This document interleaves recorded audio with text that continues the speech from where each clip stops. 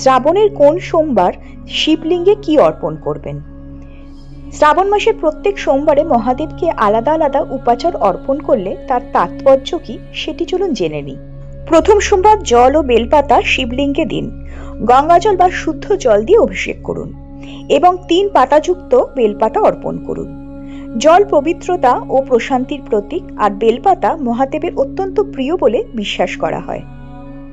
দ্বিতীয় সোমবার দুধ দিয়ে শিবলিঙ্গে অভিষেক করান।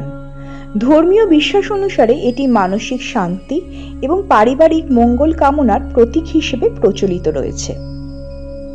শ্রাবণ মাসের তৃতীয় সোমবার মধু শিবলিঙ্গে অর্পণ করুন। মধু দিয়ে অভিষেক করুন। মধু জীবনের মাধুর্য, সম্পর্কের সৌহার্দ্য এবং পজিটিভ এনার্জির প্রতীক হিসেবে বিবেচিত হয়ে এসেছে। চতুর্থ সোমবার দই দিয়ে অভিষেক করার রীতি রয়েছে।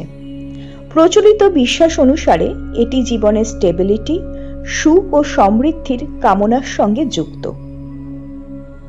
শ্রাবণ মাসের পঞ্চম সোমবার, এই সোমবার অবশ্যই আখের রস দিয়ে শিবলিঙ্গের অভিষেক করাতে পারেন।